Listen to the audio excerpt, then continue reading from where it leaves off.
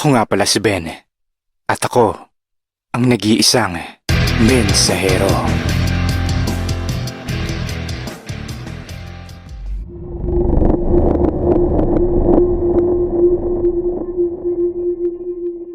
Hindi ordinaryong tao si Cardo.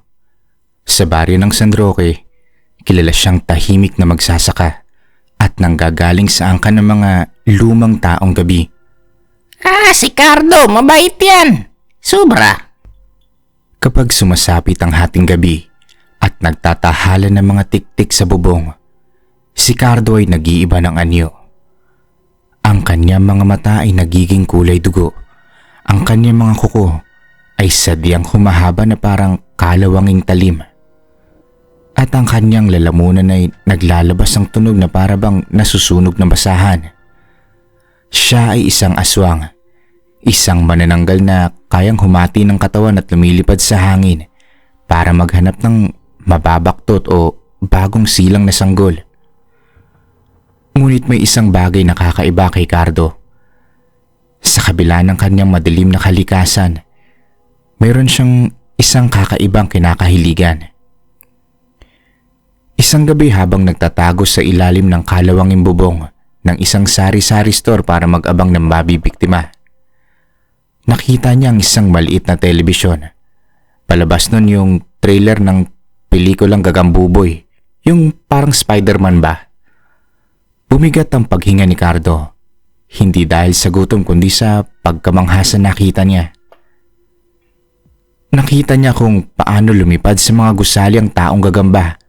Pasapot-sapot ito. Ang bilis, ang lakas, ang kulay pulat bughaw nitong kasuotan. Para kay Cardo na buong buhay gumagapang sa putik at nagtatago sa kadiliman, ang taong gagamba ang naging simbolo ng lahat ng bagay na gusto niyang maging. Mabilis, kinatatakutan, ngunit higit sa lahat ay malaya. Mula noong gabing yon, naging pangarap na ni Cardo ang makapanood ng buong pelikula nito sa tinatawag nilang sinehan sa malaking bayan. Ngunit ang bayan ay malayo. Ang pamasahe ay mahal. Ang tiket sa sinehan ay hindi binabayaran ng sariwang dugo o karne ng hayop. Kailangan mo talaga ng totoong pera. Mga papel na may mukha ng mga taong matagal nang patay. Isang taon. Isang mahabang taon ang ginugol ni Cardo para makaipon. Dahil ayaw niyang gumawa ng ingay sa bayan na makakatawag ng pansin sa mga albularyo o militar. Nagpakasakit siya sa marangal na paraan araw-araw. At ganoon na rin yung tiyan niya na nagtitiis gabi-gabi. Nagtatrabaho siya sa bukid mula pagbitak ng araw hanggang sa paglubog nito. Nagbubuhat ng mga sako ng palay na karga ang bigat na kayang pumatay sa ordinaryong tao. Nagsibak ng kahoy, naglinis ng mga pigiri, at nagbenta ng mga naaaning gulay. Konti na lang mapapanood ko na rin. Bawat piso mula sa barya hanggang sa malutong na 500 piso, maingat niyang tinatago yun sa loob ng isang baul sa ilalim ng kanyang higaan. Sa tabi ng kanyang sisidlan ng langis ng panglipad. Gutom na ako. Gutom na ako. Maraming gabi na siyang nagugutom. Ang kanyang aswang na katawan.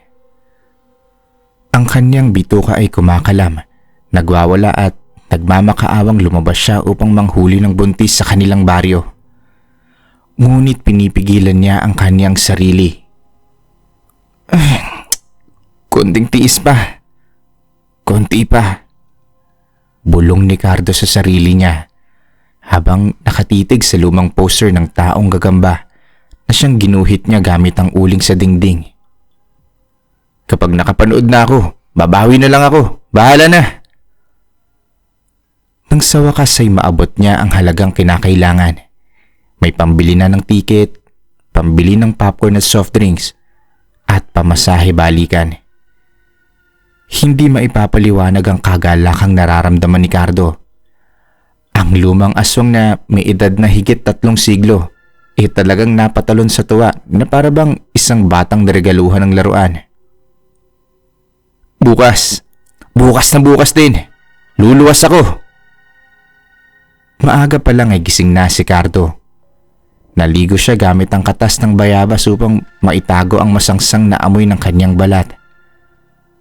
Nagsuot siya ng kanyang pinakamagandang damit. Isang lumang polo na pinlansya niya gamit ang diuling na plansya. Ngunit ang daan patungo sa pangarap ay hindi naging madali. Habang nakasakay siya sa lumang jeep patungong bayan, nagsimula ang mga pagsubok sa kanyang pasensya. Ang driver ng jeep talagang makasarili. Pinagsiksikan niya yung 18 katao o higit pa yata na dapat pampito lang naman. Kaya dyan 65. O 30 something bawat upuan. Kaya nyo na yan, dapa na lang yung iba. Si Cardo na may malapad na balikat napilitang maupo ng tagilid habang ang siko ng isang mamang mabaho naman nakasaksak sa kanyang leeg. Sumakit ang ulo ni Cardo. Ang kanyang aswang na pandinig mas sensitibo kumpara sa tao. Rinig na rinig niya ang bawat lagutok ng makina. Ang iyak ng sanggol sa unahan. Ang tsismisa ng 2 matanda tungkol sa namatay nilang kapitbahay. Pasensya na lang para kay Gagamboy. Hahabaan ko pasensya ko. Bulong ni Cardo sa kanyang isipan. Kinalabit niya ang kanyang bulsa upang siguraduhing naroon pa ang kanyang inipong pera. Nang makarating sa bayan, bumaba siya sa terminal na halos mamatay sa hilo. Ngunit hindi doon natapos ang kanyang dusa. Ang kalsada patungong mall napakasikip dahil sa traffic. Ang amoy usok ng tambutso, amoy ng nabubulok na basura sa paligid ng kalsada, at ang nakakapasong init ng araw ay nagsimulang magpainit ng kanyang dugo. Ang amoy ng dugo ng mga taong naglalakad sa paligid nagsimulang maglakbay sa kanyang ilong. Nakikita niya ang pagtibok ng mga ugat sa leeg ng mga pedestrian. Naglaway ang kanyang dila, ngunit mabilis niyang kinagat ang kanyang labi hanggang sa dumugo ito upang magising siya sa kamalayan. Hindi ngayon, manonood ako ng pelikula. Bawal to, bawal ka matukso. Utos niya sa kanyang sarili. Nang makapasok si Cardo sa mall, namangha siya sa lakas ng aircon at sa liwanag ng mga ilaw doon. Parang isang nilalang ng kadiliman. Ang mall ay parang isang higanteng hawla na salamin. Mabilis siyang umakyat sa pinakamataas na palapag kung saan naroon na rin ang sinihan. Ngunit nang marating niya ang cinema lobby, ang puso ko parang hindi na tumitibok. Halos suminto ang tibok ng kanyang puso. Ang pila sa bilihan ng tiket pabalik-balik. Parang isang mahabang ahas. Dahil nga sa sikat ng pelikula, talaga namang dagsa ang mga tao doon. 2 oras nang nakatayo si Cardo sa pila. Habang nakatayo ang pamilyang nasa likod niya ay walang tigil sa pagtulak sa kanya. Ang bata ay sipa ng sipa sa kanyang binti habang ina naman ito walang pakialam, busy sa pagpindot ng cellphone. Mrs., baka pwede namang sabihan niyo yung anak niyo. Pakiusap lang po. Maingat at pabulong na pakiusap ni Cardo. Ang kanyang boses paus at parang nagkakaliski sa mga bato. Tinignan siya ng babae mula ulo hanggang paa na para bang nakakita lang to ng isang basahan. Tinarayan siya nito at sinabihan na bata raw yun, pagpasensyahan na lamang. Nagalit pa ito at dapat iniipit daw niya ang kanyang binti dahil napakalaki ng tao. Paharang-harang daw siya sa daanan. Singhal ng babae. Bumigat ang paghinga ni Cardo. Sa loob-loob niya, nai-imagine niya kung paano niya hahatiin ang katawan ng babae at gagamitin ang laman loob nito para ipalaman sa tinapay. Ngunit huminga siya ng malalim. Kumuha siya ng panyo at pinunasan ng pawis sa kanyang noo. Pasensya. Kailangan ko magpasensya. Na makarating siya sa counter, halos maubos ang kanyang pera dahil sa pagtaas ng presyo ng ticket. Tapos pilit pa siyang pinapabili ng cashier ng kasamang combo meal. Hindi naman niya yung gusto. Ngunit binigay niya ang lahat ng kanyang inipong barya at papel. Nakuha na niya ang ticket. Cinema 3, Seat J12. Hawak niya ang kanyang malaking popcorn at malaking lalagyan ng soft drinks. Pumasok si Cardo sa madilim na sinihan na parang isang banal na lugar na ngayon niya lamang napasok. Umupo si Cardo sa kanyang upuan. Ang lamig ng aircon, ang lambot ng upuan, at yung higanteng puting screen sa harapan niya, talagang napadama sa kanya na sulit lahat ng paghihirap. Nagsimula ng magsilabasa ng patalastas. Sumayaw ang puso ni Cardo sa kasiyahan. Ngunit nang magsimula ng mismong pelikula, nang lumabas ng pamagat nito natuwa siya. Ito na yung paborito kong hero. Ang paborito kong superhero. Nagsimula na. Nagsimula ng palabas. Ang buong akala niyang pagsisimula ng palabas ay simula na pala ng tunay niyang bangungot. Sa mismong tabi ni Cardo, may magkasintahang teenager. Hindi sila nanonood. Babe, huwag ka maingay. Huwag ka maingay. Ang lalaki ay walang tigil sa paghawak sa hita ng babae. Sinabi nga huwag ka na maingay. Hampasin kita ng popcorn, walang dyan naman. Ang lalaki ay walang tigil sa paghawak sa hita ng babae, habang ang babae naman malakas na humagik-gik at nagtatakip ng muka. Ang bawat salita at ungol nila ay pumapasok sa tenga ni Cardo. Sabi pa ng babae na nakakahiya raw at wag dito. Ang amoy ng murang pabango ng babae at ang masangsang na amoy ng pawis ng lalaki talaga naghalo, habang ang mga ulo nila ay patuloy na humaharang sa ibabang bahagi ng screen. Sa row sa harap ni Cardo, may 4 na binatilyo. Hawak nila ang kani-kanilang cellphone na nakatutok ang liwanag sa pinakamalakas na brightness. Nagve-vape sila sa loob ng sinihan. Patago pa.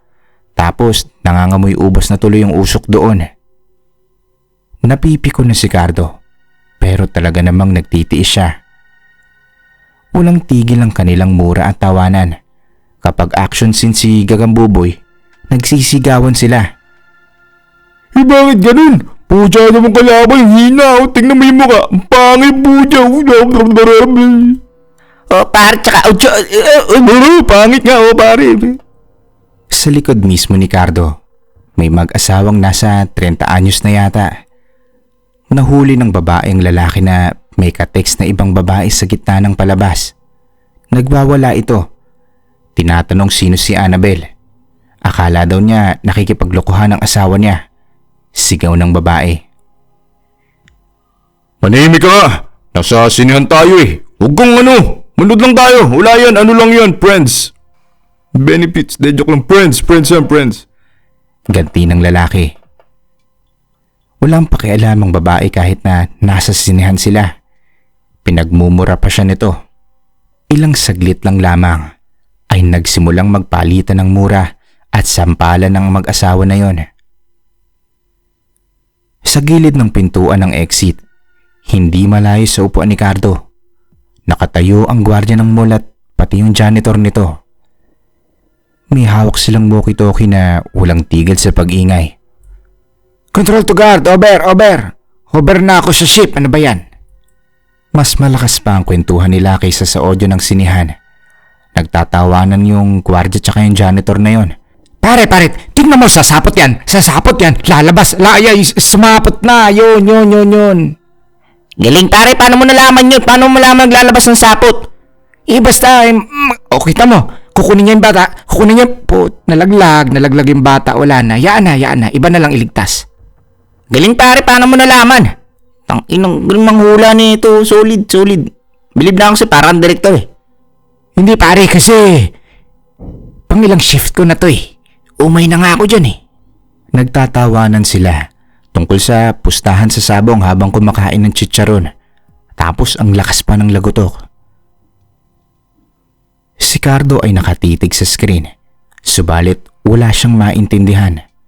Sa kanyang kaliwa, may babaeng umuungol. Sa kanyang harapan, may nagmumurahang magtotropa. Idagdag mo pa yung usok ng vape. Sa likod naman niya, may nagmumurahan. Mamatay kang hayop ka! Ina, kakahiya ka, nasa sinyan tayo. Sa gilid naman niya, tupada ang pinag-uusapan. Pasensya. Gaano kahabang pasensya? Nawala ang boses ng kanyang idolong taong gagamba. Ang mga salita sa pelikula naging ingay na lamang na parang libo-libong bubuyog na sumusundot sa utak ni Cardo. Naisip niya ang taon niyang pagtatrabaho sa bukid, ang mga palto sa kanyang kamay, pagtitipid sa pagkain, pati yung pagtitiis ng gutom sa hating gabi, yung biyahe niya, yung pila, ang pangarap niya na masaksihan ng kanyang paboritong superhero. Lahat ng yun ay sinira ng mga taong ito na walang paggalang sa ibang tao. Bawat patak ng pawis ni Cardo ay naging mainit. Pinikit ni Cardo ang kanyang mga mata. Sa loob ng kanyang dibdib, ang lumang halimaw, ang kanyang aswang na pilit niyang pinatutulog sa loob ng maraming taon, ay dahan-dahang nagmulat ng mga mata.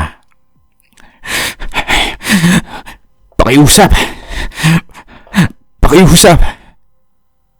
Bulong ni Cardo sa mahinang boses. Gusto ko lang manood. Bawal ba yun? Gusto ko lang panoorin yung palabas. Manahin ka nga dyan, Manong. Nag-aaway kami dito. Pasensya. Kung ayaw mo namingay, umuwi ka sa bundok, sabi ng lalaki sa likuran habang tinulak ang upuan ni Cardo. Napatigil si Cardo. Dahan-dahan niyang binaba ang kanyang popcorn sa lapag. Binaba niya ang kanyang soft drinks at huminga siya ng malalim. At pagkatapos pumatay ang ilaw ng sinihan dahil sa isang biglaang pagkasira ng linya ng kuryente sa loob mismo ng bulwagan.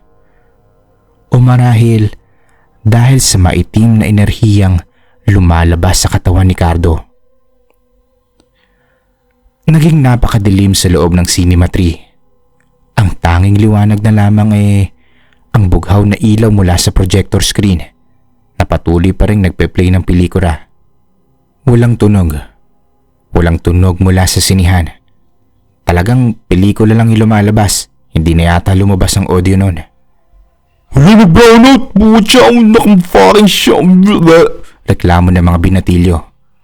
Buisit na multo! Sigaw ng ilang mga tao. Ngunit pagkatapos nyon, narinig nila ang isang tunog na hindi nanggagaling sa pelikula. Para bang tunog ng malaking kahoy na nababali. O isang tiyan na nagbubukas. Nagsimulang umamoy ang buong sinihan. Hindi na amoy popcorn. Hindi na amoy vape. Amoy kalawang. Amoy nabubulok na bangkay. Amoy lumang dugo na naipon sa ilalim ng lupa. Ano yun? Bakit ganun yung amoy, Kadiri? Sambit ng iilan. Akmang bubuksan ng lalaki sa tabi ni Cardo ang flashlight ng kanyang cellphone nang maramdaman niyang may lumalabas na malamig at basang bagay sa kanyang balikat. Tumingin siya sa kanyang tabi. Si Cardo, wala na sa kanyang normal na anyo. Ang leeg ni Cardo ay humaba ng halos 3 metro siguro. Lumiliko sa ere na parang ahas. Ang kanyang mukha ay nahati sa dalawa at naglabas ng libu-libong maliliit at matutulis na ngipin. Parang sa pating. Ang kanyang mga mata ay nagliliwanag sa dilim. 2 bilog na kulay, putik at dugo. Ano yan? Ano yan?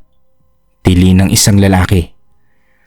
Bago pa man siya makasigaw ng tuluyan, ang dila ni Cardo Ang mahabang dila ni Cardo na may mga kaliskis at bilog na pangsuhit ay pumutok mula sa kanyang bibig at pumasok sa bukas na bibig ng lalaking yon. Mabilis nitong binunot ang dila at ang lalamunan ng lalaki pabalik sa tiyan ni Cardo. Nalaglag ang cellphone ng lalaki sa lapag. Ang babaeng kasama niya ay napatingin sa kanyang boyfriend na ngayon wala ng muka at tuloy-tuloy na bumubula ang dugo mula sa leeg nun. Sumigaw ang mga tao. Sumigaw ang babae. Ngunit ang kamay ni Cardo na ngayon ay naging isang higanteng pakpak na ay mabilis na yumakap sa babaeng yon. Sa isang pikit mata, ginawa niyang 2 kalahati ang katawan nito. Ang dugo at bituka ay kumalat sa upuan sa Rojay. Ang ingay ng sigawan ay mabilis na pumatay sa katahimikan. Ngunit wala makakalabas. Wala siyang palalabasin. Sabi ko sa inyo, gusto ko lang manood Motherfuckers. Nang marinig ng guard at janitor ang gulo, pilit nilang binuksan ang pintuan ng exit. Ngunit ang pinto ay natakpan ng isang mabalahibo at malabot na sangkap na lumalabas sa katawan ni Cardo. Isang uri ng lagkit na mas matigas pa yata kaysa semento. Tulong! Tulong, Alimaw! Alimaw! Sigaw ng isa sa mga binatilyo sa harapan. Gumapang si Cardo sa kisame ng sinihan. Pasensya. Lintik na pasensya. Isasalaksak ko sa vape mo. Ang kanyang ibabang bahagi ng katawan ay naiwan sa upuan, habang ang kanyang itaas naman ay lumilipad sa madilim na ere ng sinihan. Kasama ang kanyang mga bitukang lumalawit na nagliliwanag sa dilim. Gusto nyo ng ingay, di ba? Gusto nyo? Ang boses ni Cardo ay nag-e-echo sa buong silid na parang boses ng 50 demonyo na nagsasalita ng sabay-sabay. Gusto nyo atang magsalita habang nag-aalay ako ng panahon kay Gagambuboy. Bumaba ang torso ni Cardo mula sa kisame papunta sa 4 na binatilyo. Unang pinarusahan ng humahawak ng vape. Inagaw ni Cardo ang vape. Isinaksak ito ng malalim sa leeg ng binatilyo at pagkatapos kinagat ang buong ulo nito. Ang lagutok ng bungo na nababasag ay parang pagputok ng basyong dapa. Ang 3 natitirang binatilyo naman nagsiksikan sa ilalim ng mga upuan. Ngunit ang mga bituka ni Cardo na gumagalaw ng kusa na parang buhay na ahas, bumaba at pumasok sa mga tenga at ilong ng mga binatilyo. Hinahatak sila pataas at pinupunit ang kanika nilang mga katawan sa ere. Ang dugo ay pumatak sa malaking screen na nagbigay ng pulang kulay sa mukha ng karakter sa pelikula. Sumunod ay ang mag-asawang nagtatalo sa likuran. Ang lalaki ginamit ang kanyang asawa bilang sanggalang habang sinusubukang namang tumakbo nito. Ngunit mabilis na bumaba si Cardo sa harap nila. Ikaw, titig ni Cardo sa lalaki. Nambababae ka na, maingay ka pa. Dinakma ni Cardo ang mukha ng lalaki at dahan-dahan itong pinipisat na parang hinog na kamatis habang ang asawa nito ay nakatitig sa takot. Nang mamatay ang lalaki, tinignan ni Cardo ang babae. Patawad misis, pero maingay ka rin. Isang mabilis na hiwa ng kuko sa liig at sa wakas na nahimik na rin ang babae. Sa gilid, ang gwardya ay bumunot ng kanyang baril at nagpaputok kay Cardo. Ang mga bala ay tumama sa dibdib ni Cardo. Ngunit ang mga sugat agad na naghihilom at naglalabas lamang ng parang maitim na uod. Dahan-dahang lumipad si Cardo patungo sa gwardya at janitor. Mabuti ka pa, ilang beses mo na napanood to. Kaya ka nang basta nang luloko basta bad ka. Nagtatatakbo ang 2 papunta sa pinto. Ngunit hinahawakan sila ng mga bituka ni Cardo at tinapon sila pabalik sa pinakagitna ng sinihan. Kakainin sila ng buhay ni Cardo. Kinain ang kanilang mga puso, kanilang mga atay. Sarap. Ingay nyo, pati dila nyo kakainin ko na rin. Ang mga dila na ayaw tumigil sa pagkikwento tungkol sa sabong. Sa loob ng 15 minuto, ang Cinema 3 ay naging isang bahay katayan. Ang sahig ay natakpan ng 2 pulgadang lalim ng dugo. Ang mga bituka at lamang loob naman nakasabit sa ilaw at kisame. Ang amoy ng popcorn ay ganap ng napalitan ng amoy ng kamatayan. Nang mamatay ang huling tao sa loob ng sinihan, ang batang sumisipa sa kanyang upuan kanina. Bata, kulit ka, di ba? Makulit ka, di ba? Pinilipit ni Cardo ang leeg nun at tuluyan ng tumahimik ang buong bulwagan. Ang tanging maririnig na lamang ang humuhuning tunog ng aircon at siguro bumalik na rin ang audio ng pelikula mula sa speaker nito. Dahan-dahang nagbalik sa normal ang lahat. Pumaitaas si Cardo sa ere. Muling binalik ang kanyang itaas na katawan sa kanyang ibabang katawan na nakaupo sa seat J12. Nagdugtong ang kanyang mga ugat at tulang nabali sa isang nakakakilabot na tunog. Nagbalok-tutan ito, puro lagotok. Kumuha siya ng isang malinis na panyo mula sa kanyang bulsa at maingat na pinunasan ng dugo sa kanyang muka at kamay. Pinagpaga niya na rin ang kanyang lumang polo. Tumingin siya sa paligid. Wala nang magjowang naghaharutan. Wala nang binatilyong maingay at nagve-vape. Wala nang mag-aasawang nag-aaway. Wala na ring guard at janitor na madaldal. Yun na yata yung pinakatahimik na sinahan sa buong mundo. Kinuha ni Cardo ang kanyang popcorn sa lapag. Kahit na may konting talsik ng dugo ng gwardya, pwede na yon. Kumuha siya ng isang scoop at sinubo sa kanyang bibig. Masarap. Malasa. Tumingin siya pabalik sa malaking screen. Ang kanyang idolong taong gagamba ay lumalaban na sa pangunahing kalaban sa gitna ng mga gusali. Ngumiti si Cardo. Isang tunay, tapat at masayang ngiti na nagpakita ng kanyang mga natitirang matutulis ng ngipin.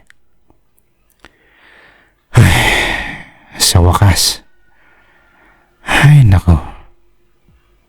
Bulong ni Cardo habang sinasangdal ang kanyang ulo sa malambot na upuan. Ay sa wakas naintindihan ko rin ang kwento. Ipinatong niya ang kanyang mga paa sa upuan sa kanyang harap na ngayon wala nang ulo ang nakaupo doon. Kaya naman medyo tahimik na. Masaya niyang in-enjoy ang natitirang oras at kalahati ng kanyang paboritong palabas. Ay, gagambuboy. Kung hindi lang dahil sa'yo Shing!